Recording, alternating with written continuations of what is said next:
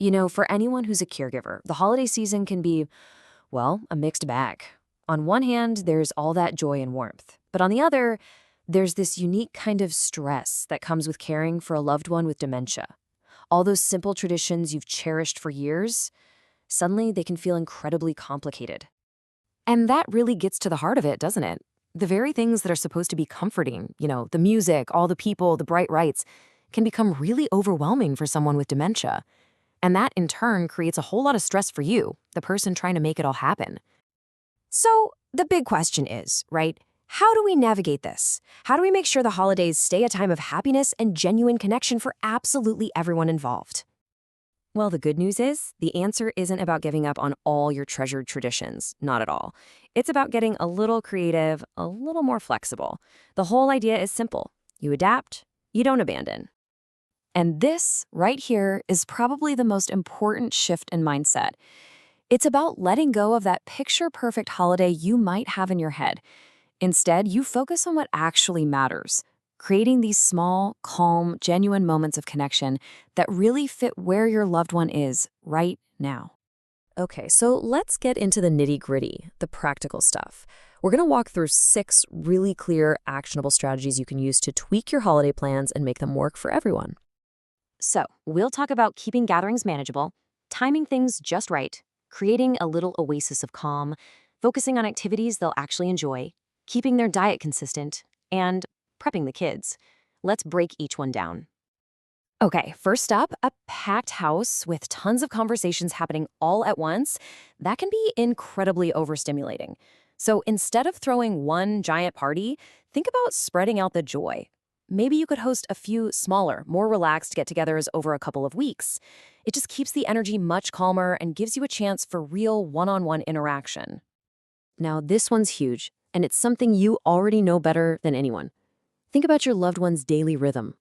Are they at their best in the late morning, or maybe they're more relaxed after a nap in the afternoon? Whatever that sweet spot is, that's when you should plan the most important stuff, like opening gifts or having that special meal. So even with a smaller group, things can get a little loud. That's why it's a great idea to designate a room, maybe a spare bedroom or a den, as a quiet retreat. This gives your loved one a place to go if they're feeling overwhelmed, and it's also a perfect spot for other family members to pop in and visit with them one-on-one, away from all the commotion. Key number 4 is all about sticking to familiar fun. Instead of trying to teach a new, complicated board game, just lean into the things they already love. And honestly, music can be magic. A simple family sing-along, or even just putting on a playlist of their favorite old songs, it's just an amazing way to connect and bring out some of that pure joy. Okay, let's talk food, because this is a big one. All those rich, heavy holiday meals can be tough on a sensitive stomach. And sometimes sugary treats or a little bit of alcohol can actually cause some behavioral changes, or even mess with their medications.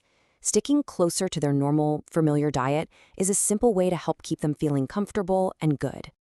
And finally, key number 6 is about the kids.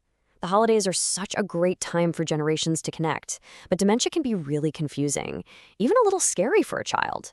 So just taking a few minutes to talk to the kids beforehand, explaining that grandma or grandpa might repeat themselves or act a little differently, and that it's because of their illness, not because of something the child did. Wow. It can make all the difference. It just helps replace that fear with understanding. Okay, we've talked a lot about adapting things for your loved one, but none of this happens without the caregiver. Making these holidays work rests pretty much entirely on your shoulders. And that means we absolutely have to talk about taking a moment for you. This quote, it is so, so important. When family and friends are around for the holidays, they usually want to help, but they just don't know how. So you have to be direct. Ask someone, hey, could you sit with mom for an hour so I can just go for a walk? You need that break. You deserve it.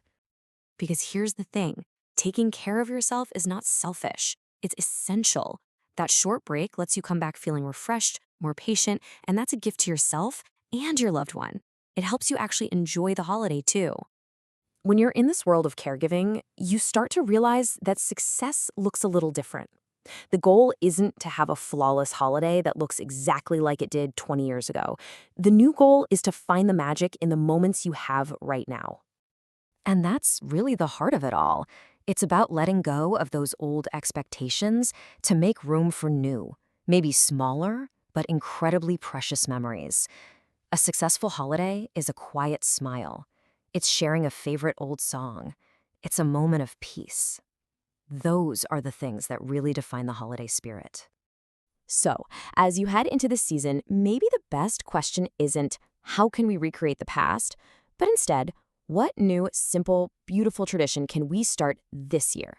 One that's built on comfort, on love, and on connection, right here, right now.